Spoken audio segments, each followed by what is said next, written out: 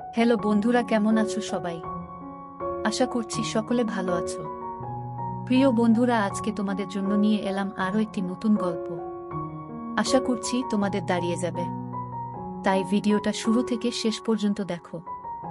ছোট কাকি বৌদিকে খুঁজতে গুদাম ঘরে চলে এসেছে। আমি বৌদির সাথে আছি। কাঠের ফাঁক দিয়ে দেখতে পেলাম ছোট কাকি এদিক ওদিক বৌদিকে খুঁজল। তারপর বৌদিকে না দেখে বেরিয়ে গেল। ছোট কাকির পায়ের আওয়াজ মিলিয়ে গেল। বৌদি বলল, দেখেছ ঠাকুরপো, আর একটু হলে ধরা পড়ে গেছিলাম। ধরা পড়লে কি কেলেঙ্কারি হতো বুঝতে পারছো? সত্যি বলতে আমিও ভীষণ ভয় পেয়ে গেছিলাম, কিন্তু বৌদিকে অভয় দিয়ে বললাম, কি যে বল না বৌদি, যে জায়গায় আমরা দুজন আছি, কাকিমা কেন, কাকিমার বাপ আসলেও আমাদের কখনো খুঁজে পেত না। এখন তুমি তাড়াতাড়ি বাড়ি ফিরে যাও, আমি কিছুক্ষণ পরে আসছি। বৌদি কাপড় আর চুল ঠিক করে গুদাম ঘর থেকে বেরিয়ে গেল। বৌদির চলে যাওয়ার পর গুদাম ঘরটা আরেকটু ভালো করে পর্যবেক্ষণ করলাম। রান্নার কাঠের পাশাপাশি অনেক পুরাতন জিনিস আছে এই গুদাম ঘরে। একটা ভাঙ্গা খাটও দেখতে পেলাম, গুদাম ঘরের এক কোণায় পড়ে আছে। খাটটা মাটিতে নামিয়ে কন্ডিশন দেখার চেষ্টা করলাম। খাটের কন্ডিশন ভালো না, তবে কাজ চালানোর মতো ঠিকঠাক আছে। আমি ঠিক করে ফেললাম এই গুদাম ঘরেই মাকে নিয়ে এসে মনের বাসনা মিটাবো। আজ ছোট কাকির নাকের ডগায় বৌদিকে কাজ করে দিলাম, অথচ ছোট কাকি বুঝতেও পারল না। এর চাইতে নিরাপদ জায়গা আর হতে পারে না। এখন যেভাবেই হোক মামনিকে এখানে নিয়ে আসতে হবে। বৌদি যাবার 15 মিনিট পর আমি বাড়িতে ঢুকলাম। এই সময়টা বাড়ির সামনের লনে হাঁটাহাঁটি করলাম। তাড়াহুড়োয় মনের খায়েশ মিটল না। সকালে স্নানের সময় মাকে দেখার পর থেকে একটা ঘোরের মধ্যে ছিলাম। মা ছেলের স্বাভাবিক সম্পর্ক বারবার ভুলে যাচ্ছিলাম। পূজনীয় মাকে এক অপ্সরা নারী ছাড়া কিছুই চিন্তা করতে পারছিলাম না। নিজেকে থামাবার শত চেষ্টা যেন বিফল হয়ে যাচ্ছিল বারবার। আজ সকালে বড় কাকার কিছু অতিথি আসার কথা ছিল। সকাল পেরিয়ে দুপুর হলেও তাদের কোনো খবর নেই। দুপুরের শেষ দিকে মা আর নোলক দিদিকে পুকুর ঘাটে গোসল করতে দেখলাম। মা যখন পুকুর ঘাট থেকে উঠে এলো তখন আমি চিলেকোঠায় বসা। তাদের সম্পূর্ণ স্নান দেখে মনের মধ্যে তীব্র বাসনা জাগতে থাকে। রাতে সবার সাথে খেতে বসলাম। আমাদের খাওয়া মাঝামাঝি হলে শুনতে পাই কিছু অতিথি এসেছে। বড় কাকার যে বিজনেস পার্টনারদের আজ সকালে দেখা করার কথা ছিল, এরা হলেন তারা। এনারা সকালে এসে পৌঁছাতে পারেননি, কারণ রাস্তায় নাকি গাড়ি খারাপ হয়ে যায়। সেটা ঠিক করে রওনা দিতে একটু দেরি হয়ে যায়, ফলে তারা গাজীপুরের জ্যামে আটকা পড়ে। কিন্তু অসময়ে আসায় বড় কাকা তাদের সাথে এখন বৈঠক করতে পারবেন না। তাদের জন্য আজ রাতে থাকা খাওয়ার ব্যবস্থা করতে বললেন। কাজ হবে সকালে। অনাকাঙ্ক্ষিত এই অতিথিদের থাকার ব্যবস্থা করতে গিয়ে একটা ঘর কম পড়ে গেল। ঠিক হলো আজ রাতের জন্য আমি অন্য কোনো ঘরে ঘুমাবো। আমি মনে মনে মামনি বা বৌদির সাথে ঘুমানোর প্রার্থনা করতে থাকলাম, কিন্তু শুনতে পাই মা আর আমাকে এক ঘরে থাকতে হবে। খাওয়া শেষ করে রাত কাঁচা থাকতে আমি ঘরে চলে গেলাম। নিজেকে স্বাভাবিক রাখার চেষ্টা করছিলাম। কোনোভাবেই নিজের ভেতর ওসব জাগতে দিতে চাচ্ছিলাম না। মায়ের সাথে আগে অনেক থেকেছি, ঘুমিয়েছি অনেক রাত, তবে আজ রাতের ব্যাপার আলাদা। জ্বরের রাতের পর থেকে কিছু একটা বদলে গেছে আমার ভেতরে। স্বাভাবিক সম্পর্ক চিন্তা করতে পারছি না কেন যেন। মা হাতের কাজ শেষ করে ঘন্টা খানিক পর ঘরে আসলো। আমি মোবাইল ঘাঁটছিলাম। মা এসে কাপড় নিয়ে বাথরুমে চলে গেল। কিছুক্ষণ পর একটা নতুন শাড়ি পরে বের হলো।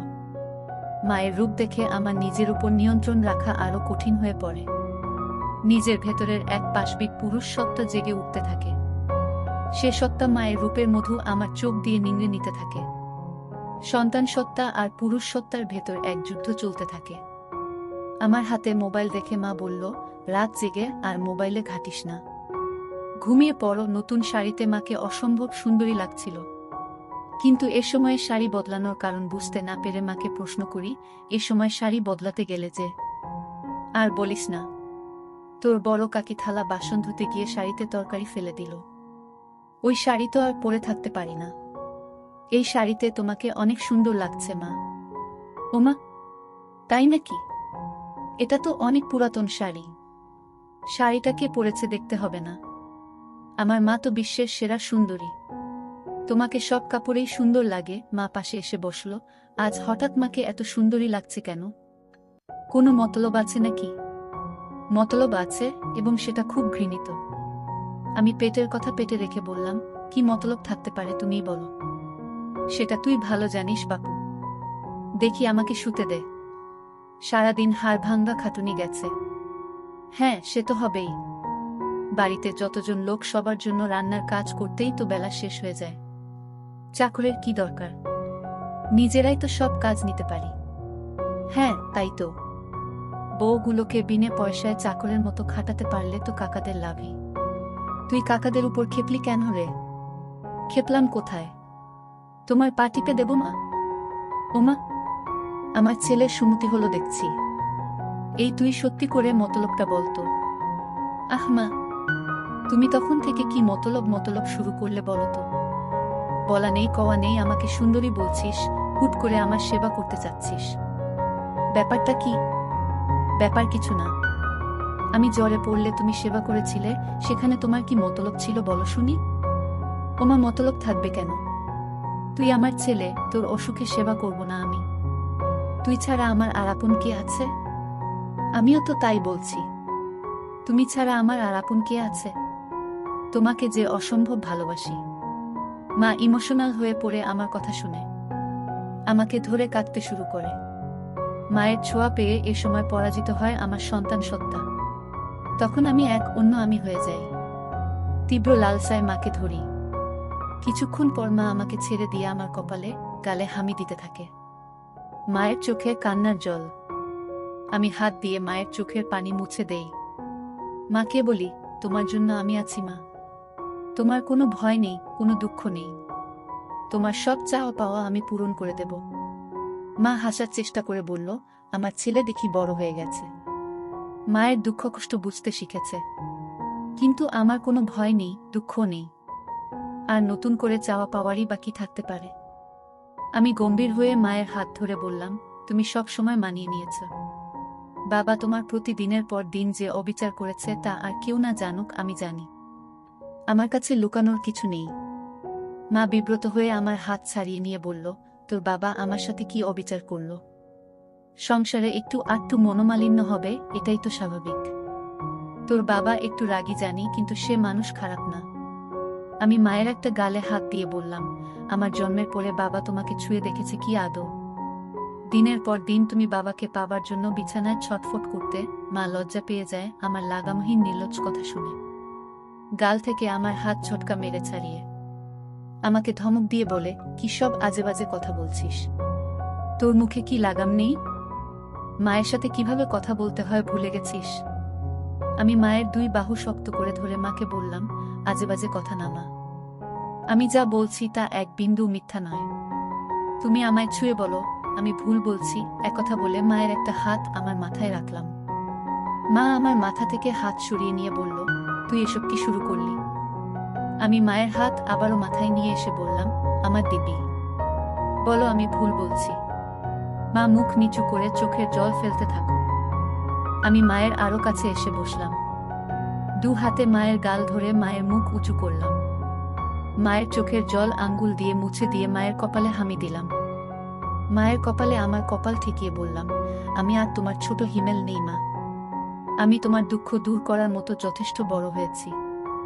আমি তোমাকে আর কখনো বাবার অভাব বুঝতে দেব না। কথা দিলাম তোমাকে। মা আমার দিকে বিস্ময়ে তাকিয়ে বলল, তুই কি বলতে চাচ্ছিস? তোর বাবা কিসের অভাব রেখেছে? আর তুই বাবার কোনো অভাব পূরণ করবি? এই অভাব, বলে আমি একটা হামি দিলাম। মা ঘটনা আকস্মিকতায় স্তব্ধ হয়ে যায়।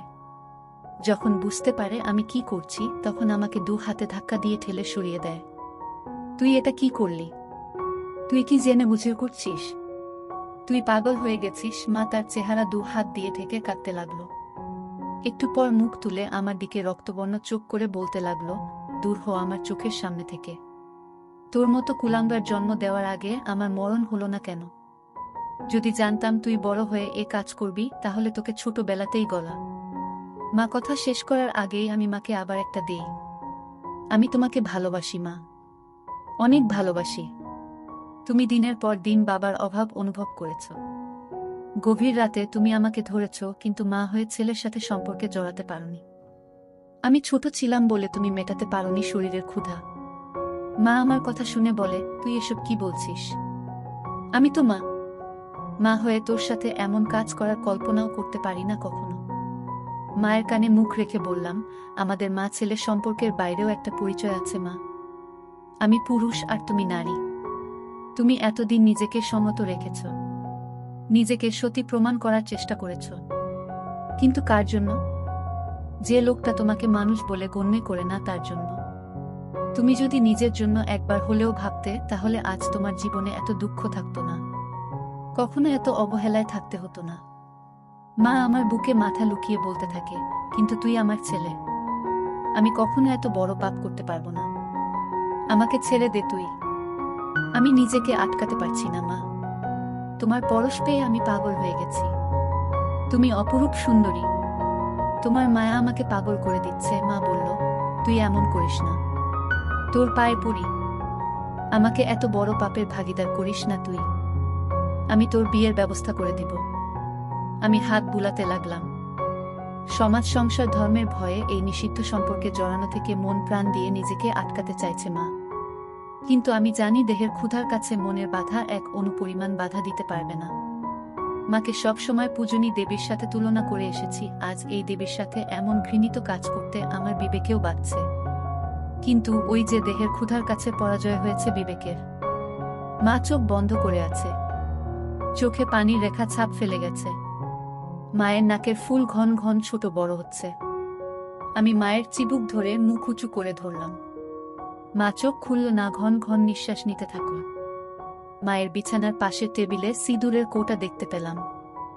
এক হাতে কৌটাটা তুলে নিলাম। কৌটা থেকে সিঁদুর নিয়ে মায়ের ফাঁকা সিথিতে পরিয়ে দিতেই মা চোখ খুলে ফেলে। হিমেল, বাবা তুই কি করছিস এসব? সিঁদুর পরিয়ে দিলি আমায়, আর কোনো সংকোচ নয় মা, তোমায় সিঁদুর পরিয়ে নিজের বউ করে নিলাম।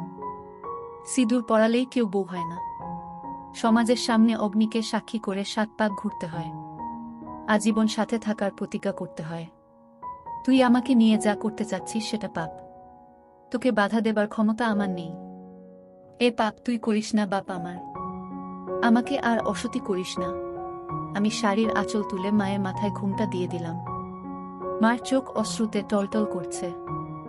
আমি মাকে বললাম, তুমি আদর্শ মা, আদর্শ বউ, কিন্তু বাবা তোমার আদর্শ স্বামী হতে পারেনি। যে সমাজ এতদিন তোমাকে উপেক্ষিত করে দেখেছে, আমি মানি সে সমাজের নিয়ম। ঘরে জ্বলতে থাকা মাটির প্রদীপটা মেঝেতে রাখলাম। মাকে বিছানা থেকে নামিয়ে হাত ধরে প্রদীপের চারপাশে 7 পাক ঘুরলাম। তারপর আমার গলা থেকে সোনার চেনটা খুলে মায়ের গলায় পরিয়ে দিলাম। প্রদীপ হাতে তুলে নিয়ে তার শিখার উপর হাত রেখে বললাম, এই অগ্নির শপথ নিয়ে বলছি, আমি আদর্শ ছেলের মতো তোমাকে সব দুঃখ কষ্ট থেকে দূরে সরিয়ে রাখব।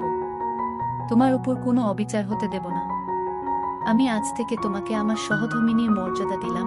এরপর মাকে বললাম, অগ্নিকে সাক্ষী করে 7 পাক ঘুরেছি, মঙ্গলসূত্র পরিয়ে দিয়েছি, এবার আর কোনো দ্বিধা নয় মা। শাস্ত্রমতে তুমি আজ থেকে আমার বিয়ে করাবো। মায়ের চোখ বেয়ে জল গড়ে পড়তে থাকল। নিজের বিবেকের সাথে মা এখনো সন্ধি করতে পারছে না, আবার ভালোবাসার কাঙ্গালিনী মায়ের প্রতি আমার ভালোবাসাকে ফেলেও দিতে পারছে না। তারপর আমাদের মাঝে শুরু হলো আদিম যুদ্ধ। চেয়ে দেখি মায়ের চেহারায় পরিতৃপ্তির ছাপ। আমি মাকে জিজ্ঞাসা করলাম, কেমন লাগলো মা? মা আমার দিকে ক্ষণিক তাকিয়ে মুখ ঘুরিয়ে নেই। মা মুখ ঘুরিয়ে ফুপিয়ে কেঁদে ওঠে। তারপর আমি কি করলাম? হায় ভগবান, আমার সর্বনাশ হয়ে গেল। নিজের পেটের ছেলের কাছে ক্ষণিকের সুখের জন্য নিজেকে বেচে দিলাম। ভগবান, আমাকে ক্ষমা করো বলে আমার দিকে পিঠ